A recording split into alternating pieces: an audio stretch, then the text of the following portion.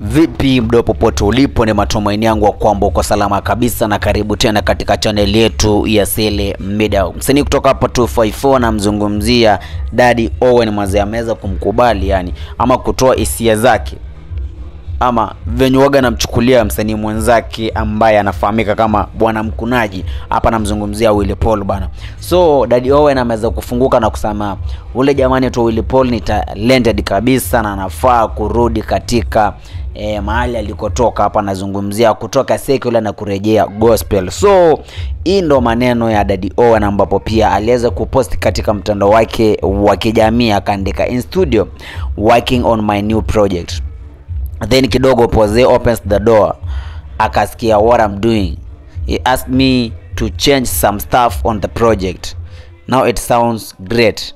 Willy Paul is one of the most talented artists in Kenya. Arudi tu gospel. So jamaa hapa hivi ameweza kufunguka jinsi Willy Paul aliweza kumsaidia katika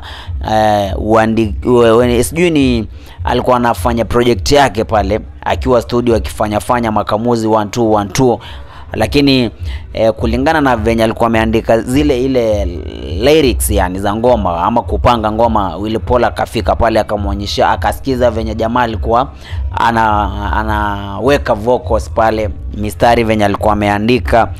Jamaa akasema vipi hapo nafaa change hii na hii, uweke hii hapo, nafaa kufanya hivi na hivi na hivi, unaona.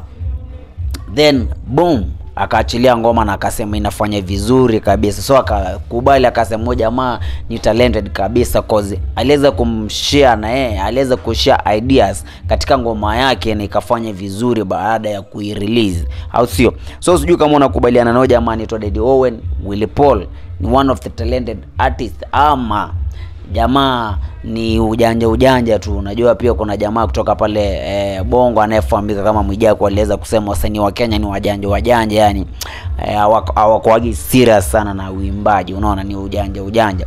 So sijui unakubaliana na Daddy Owen, Willy Paul ni one of the artists that we have right now in Kenya ama tu ni chocha? Na kama ni talented artist, mbona anakuwa wapi? So hayo ndio maswali na hiyo ni open discussion, ambapo pia unaweza nipatia maoni yako pale chini kwenye comment section, na vile kama ndo mara yako ya kwanza kabisa kutembelea channel yetu mtu wangu, na kuomba take a second or two and consider subscribe. Na kama wewe ni subscriber, nashukuru sana mdau kwa support yako. I don't take that for granted, au sio?